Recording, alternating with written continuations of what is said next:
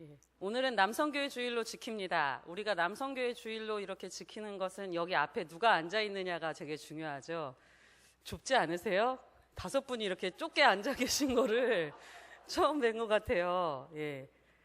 이런 헌신의 자세를 본받으셔야 합니다. 헌신 예배를 드린다고는 다시 한번 크게 박수로 고맙습니다.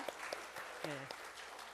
헌신 예배 드린다 하면 이쯤 이렇게 앉아 계셔야 한다는 것을 우리 일남선교 회원들이 하고 계시는데, 우리 일남선교의 헌신을 하나님께서 기쁘게 받으실 줄로 믿습니다.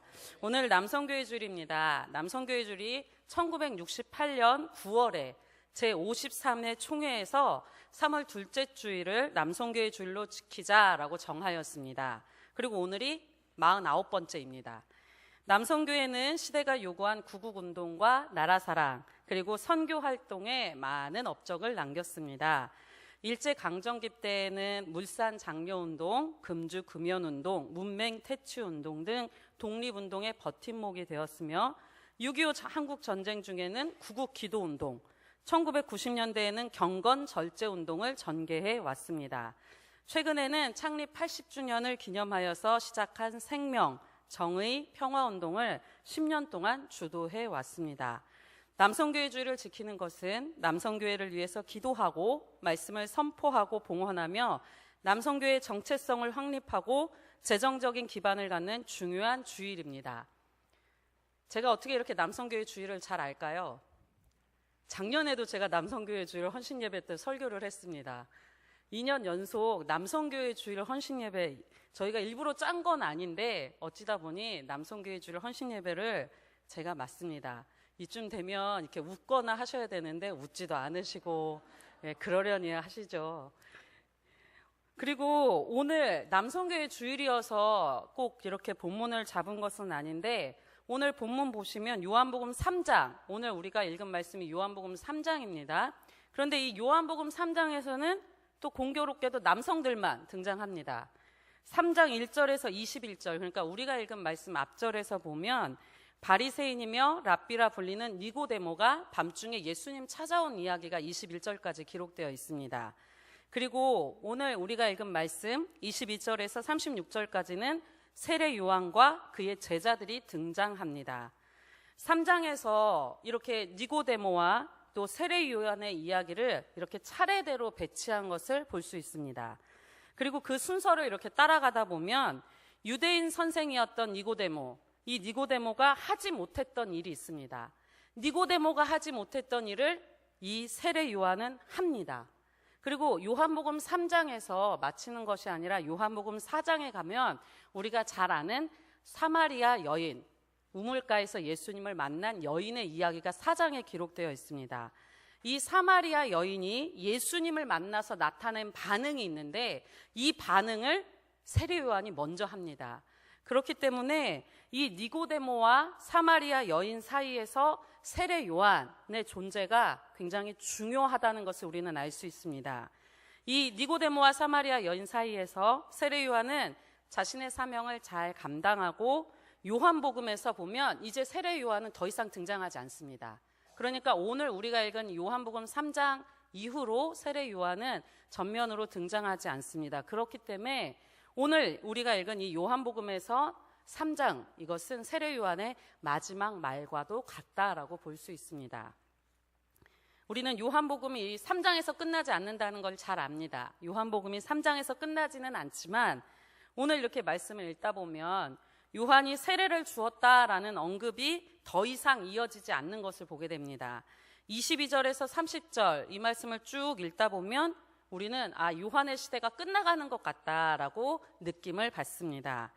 그런데 한번 그때 당시를 한번 생각해 봤으면 좋겠습니다. 우리는 이 말씀을 읽으면서 요한이 끝나가나 보다, 이제 요한의 시대가 가고 예수님의 시대가 오는구나 라고 생각을 했는데 당시 사람들도 그렇게 생각했을까?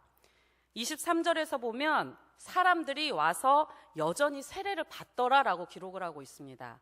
분명히 요한이 세례를 베푸는 그 자리에 예수님이 등장하셨음에도 불구하고 요한에게 세례를 받는 사람들은 여전히 존재했다는 것입니다. 그리고 예수님의 제자들에게 사람들이 몰려가기는 하지만 여전히 요한에게 세례를 받는다라는 것을 볼 때 아직 세례 요한의 영향력이 사라진 것은 아니구나라는 것을 짐작해 볼 수 있습니다. 그리고 오늘 이제 23절 말고 24절에서 보면 이 부분은 왜 기록을 했을까라는 생각이 들기도 합니다. 왜냐하면 요한이 아직 옥에 갇히지 아니하였더라. 24절에서 이 말씀이 기록이 되어 있습니다. 왜 굳이 요한이 옥에 갇혔다는 이야기를, 갇히지 않았다는 얘기를 여기에 기록했을까? 이 세례 요한을 기록한 말씀은 요한복음에만 있는 것은 아닙니다. 우리 공관복음에서도 세례 요한의 이야기를 우리는 살펴볼 수 있습니다. 이 공관복음에서는 세례 요한이 투옥되고 난 후에 예수님께서 본격적으로 사역을 시작하셨다라고 기록을 합니다. 그런데 요한복음에서는 이 세례 요한이 옥에 갇힌 후에 예수님이 사역을 시작하셨다라는 이야기가 기록되어 있지 않습니다. 요한복음에서는 세례 요한과 예수님의 사역 시기가 이렇게 겹치는 것을 기록을 하고 있습니다. 그러면서 또한 세례 요한이 붙잡혔다. 그리고 우리가 잘 아는 것처럼 헤롯의 생일날 그 딸에 의해서 참수형을 당했다라는 이야기조차도 요한복음에는 기록되어 있지 않습니다. 여기에서 우리는 이 공관복음과 요한복음이 왜 다른 관점으로 기록했는지를 살펴볼 수 있습니다. 공관복음, 공통된 관점으로 기록되었다라고 하는데 요한복음은 공관복음에는 포함되지 않습니다. 그러니까 공관복음에서 세례 요한의 모습과 이 요한복음에서의 세례 요한의 모습이 다른 것입니다. 특별히 공관복음에서는 예수님의 오심을 준비하는 자로서 세례 요한의 역할을 기록했습니다. 그러니까 공관복음에서는 세례 요한의 역할은 예수님이 오시기 전까지, 그리고 이 세례 요한의 역할이 끝나면서 예수님이 시작이라고 기록을 한 것입니다. 그런데 요한복음에서는 세례 요한의 역할을 예수님의 오심을 준비하는 자로 그렇게 규정짓지 않습니다. 요한복음에서 세례 요한의 역할은 증인입니다. 즉 예수님을 증거하는 증인의 역할을 세례 요한이 감당합니다. 그러니까 세례 요한이 아직 갇히지 않았다, 이 24절 말씀을 보면 그가 아직도 예수님을 증거할 증인의 역할이 남아있다라는 것을 알 수 있는 것입니다. 그렇다면 우리가 생각해 볼 수 있습니다. 그러면 요한복음에서 세례 요한이 증거한 증인의 역할, 예수님을 증거한다라고 했는데 이 세례 요한이 예수님을 어떻게 증거했는가라는 것을 살펴볼 수 있습니다. 오늘 말씀의 이 배경을 살펴보면 이 정결 예식에 관해서 유대인과 이제 변론을 벌이던 요한의 제자들 이야기가 나옵니다. 이 요한의 제자들이 이 유대인과 정결 예식에 관해서 변론을 벌이다가 무척 자존심이 상해서 세례 요한에게 찾아옵니다. 그래서 세례 요한이 증거하던 이 예수님이 세례를 베푸는 그곳으로 사람들이 간다라고 전하고 있습니다. 회개의 세례를 세례 요한이 베풀었습니다. 세례 요한은 회개하라, 천국에 가까웠다라고 선포하면서 세례를 베풀었는데 예수님의 제자들이 좀 상도의가 있어서 요한이 여기에서 세례를 베풀면 좀 멀리 떨어져서 좀 세례를 베푸는 것이 좋았을 텐데 예수님의 제자들도 이 요한의 세례하는 그 근처에서 세례를 베푼 것입니다. 그러다 보니까 그로 인해서 점차 많은 사람들이 예수님의 제자들에게 세례를 받으러 가고, 그러다 보니 이 세례 요한의 제자들의 영향력도 점차 줄어드는 것을 불평하면서 말하는 것입니다. 이렇게 불평하는 말에 이어서 세례 요한의 마지막 말이 시작됩니다. 세례 요한의 마지막 말을 우리는 살펴봅니다. 하늘에서 주신 것이 아니면 사람이 아무것도 할 수 없다. 이 말을 풀이하자면 무슨 얘기입니까? 이제까지 세례 요한이 한 일, 이 모든 것은 하늘에서 주신 것이다. 자신이 회개의 세례를 베풀고 사람들에게 회개하라, 천국이 가까웠다라고 선포한 것은 자신의 능력이 아니라 하나님께서 주신 것이다 라는 고백을 하고 있는 것입니다. 또 예수님께 지금 사람들이 모여든다라는 것, 이것도 하늘에서 주신 것이다. 세례 요한은 제자들을 향해서 이 말을 하면서 다시 한번 강조합니다. 나는 그리스도가 아니다. 나는 그리스도가 아니다. 나는 그의 앞에 보내심을 받은 자일 뿐이고 그것을 증언할 사람은 바로 너희이다. 세례 요한의 제자들은 회개의 세례를 베풀고 자신들의 그 영향력이 점차 커져가는 것을 참 기뻐했을 터인데 세례 요한은 그렇게 말하지 않습니다. 내가 그리스도가 아니고 내가 받은 능력은 하나님께서 주신 것이고 나는 하나님께서 예수님의 오심을 준비할 자로 보내야 한다, 보내짐을 받았다. 이것을 증언할 사람이 바로 너희들이다 라고 이야기하는 것입니다.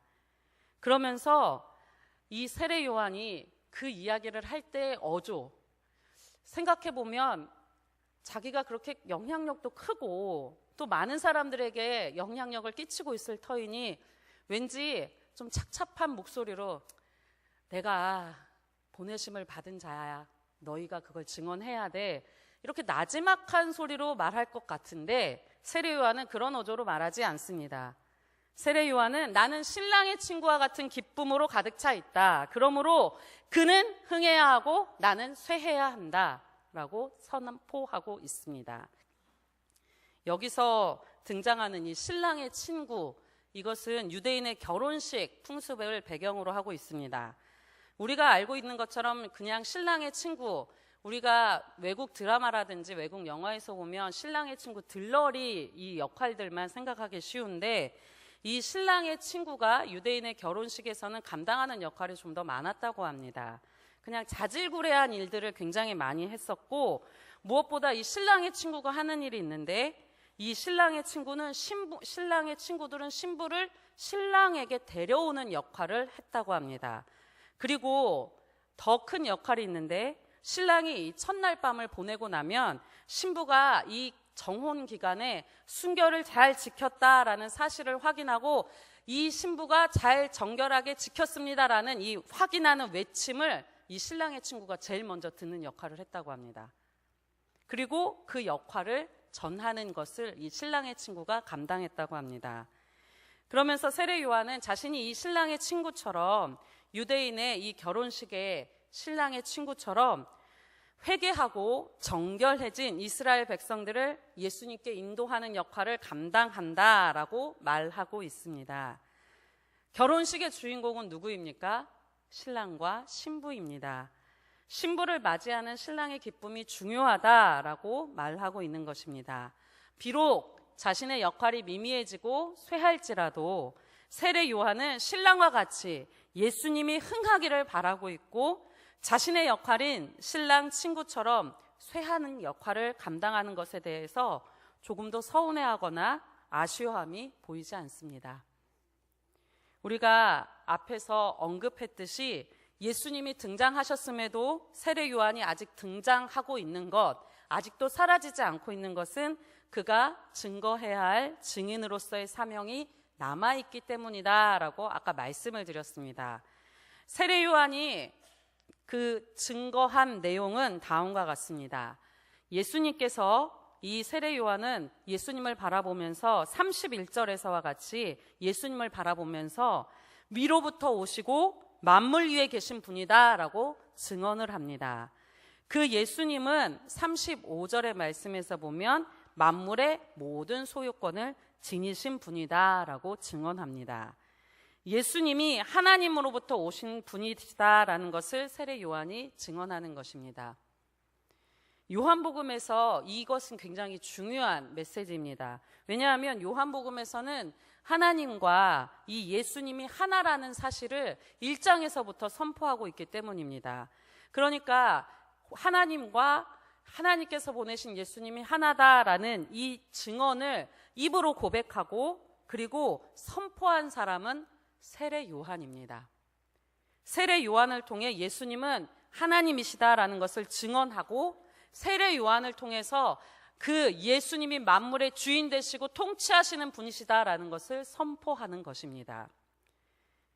우리가 이 세례 요한의 모습들을 살펴보면서 세례 요한은 쇠락해가는 스타로 보기 쉽습니다. 그러나 세례 요한은 쇠락해가는 스타가 아닙니다. 예수님이 등장했음에도 여전히 그를 찾아서 회개의 세례를 받는 사람들이 있을 만큼 아직 영향력이 있었던 사람이었습니다. 그럼에도 불구하고 이 세례 요한은 자신들이 흥해야 한다, 우리가 좀 더 영향력을 끼쳐야 한다라고 전하는 제자들의 생각을 뒤집습니다. 결혼식에 신랑의 친구처럼 신랑을 위해서만 존재한다라고 선포합니다. 신랑이신 예수 그리스도를 증언하고 그분이 하나님이심을 증언하는 이 사명을 세례 요한은 완수하고 있습니다. 세례 요한이 이 예수님을 증거하는 증인으로서 사명을 완수하는 모습을 기록하며 우리에게 주는 메시지가 무엇이겠습니까? 우리는 이 세례 요한의 삶을 통해 예수님의 증인으로 살아가는 삶, 그것이 어떠한 것인지를 살펴볼 수 있습니다. 이 세례 요한이 사명을 감당할 때 슬픈 어조로, 쓸쓸한 어조로 감당했다라고 말씀드렸습니까? 세례 요한은 신랑의 친구와 같은 기쁨으로 사명을 감당하고 있다 말하고 있습니다. 자신이 드러나지 않을지라도, 심지어 자신이 이제는 사라지는 것 같은 쇠락해질지라도 하나님께서 행하시는 것에 우선순위를 두고 있습니다.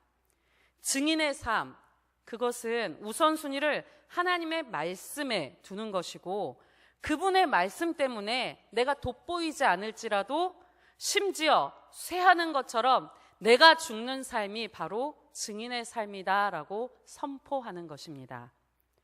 또 세례 요한의 삶을 살펴보면 세례 요한이 하나님께서 주신 것 이상을 탐하거나 주장하지 않는 것을 보게 됩니다.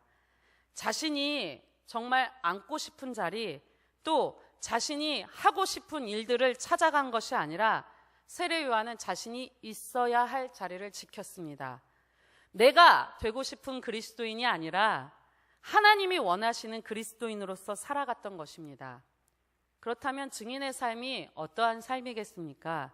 내 뜻이, 내가 우선되는 삶이 아니라 하나님의 뜻이 무엇인지 우선되는 삶, 그리고 하나님의 뜻을 가장 우선순위로 두는 삶, 이것이 바로 증인의 삶인 것입니다.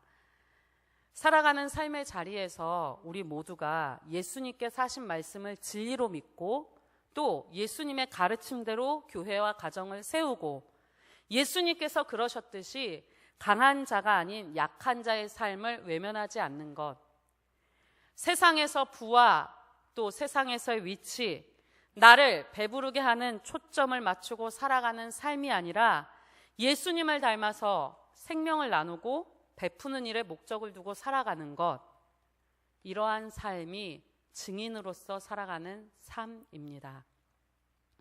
우리가 사도행전 1장 8절에서 보면 증인의 삶을 살아가도록 예수님께서 말씀하신 것을 듣습니다.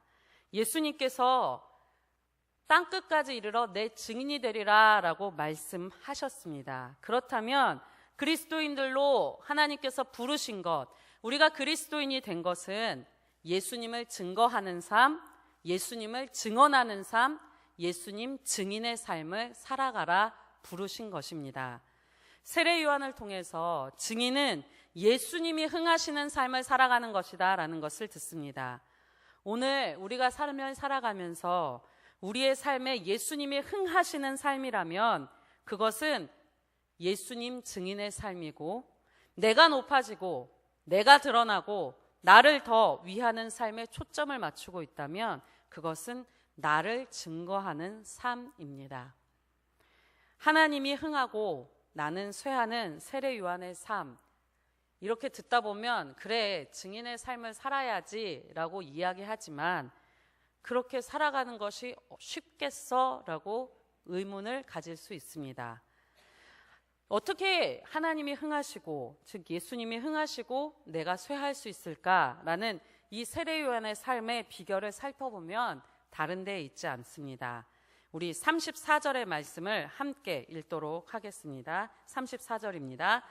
하나님이 보내신 이는 하나님의 말씀을 하나니 이는 하나님이 성령을 한량없이 주심이니라. 아멘. 세례 요한이 어떻게 예수님이 흥하고 자신이 쇠하는 삶을 살았는가, 그것의 삶에 대한 비결은 34절에서 살펴볼 수 있습니다. 바로 하나님이 한량없이 주시는 성령께서 함께 하실 때 그 삶을 살아갈 수 있습니다. 그렇다면 성령께서 함께 하시는 삶, 이 삶에는 하나님의 말씀이 있고 또 하나님께서 보내주신 예수 그리스도를 믿는 삶이 있음을 깨닫게 됩니다. 그리고 예수 그리스도께 순종하는 삶, 증인의 삶을 살아갈 수 있도록 이 성령께서 도우심을 깨달을 수 있습니다. 성령 하나님께서 임재하셔서 우리를 증인의 삶으로 살아가게 하십니다. 그러므로 증인의 삶을 살아갈 수 있도록 우리가 무엇을 구해야 하겠습니까? 성령 하나님의 도우심을 구해야 합니다. 요한복음의 저자, 이 요한복음을 쓰면서 이 요한복음의 저자는 본문을 통해서 우리에게 질문을 던집니다. 증인의 삶은 어떻게 살아가야 하는가? 제가 앞에서부터 쭉 말씀드린 것이 바로 증인의 삶을 살아가는 방법입니다. 증인의 삶을 어떻게 살아가야 합니까? 예수님을 증거하는 증인의 삶은 어떻게 살아가야 합니까? 자신의 영향력이 살아있음에도 예수님의 흥하심에 기뻐하는 세례 요한을 바라봅니다. 자신이 증거해야 할 분이 누구신지를 알고 기쁨으로 증거하는 증인의 삶을 살았던 세례 요한의 모습을 봅니다. 모든 만물의 주인이신 예수님께서 주시는 영생의 삶이 있음을 36절을 통해서 요한은 선포합니다. 증인으로 살아간다는 것, 증인으로 어떻게 살아가야 하는가에 대한 질문. 오늘 남성교회 주일로 일남성교회 헌신 예배를 드리고 있습니다. 우리 일남성교회 회원 한 분 한 분은 참으로 귀한 예수님의 증인의 삶을 살아가십니다. 매주 금요일마다 금요일 오전마다 기도의 자리를 지키고 또 여러 일들을 감당해 가시는 모습들을 볼 때에 우리는 이 일남성교회 회원들을 통해서 증인의 삶을 바라봅니다. 그렇다면 일남성교회 회원뿐만이 아니라 우리에게도 이 증인의 삶이 어떠한 것인지에 대한 질문이 들려져야 합니다.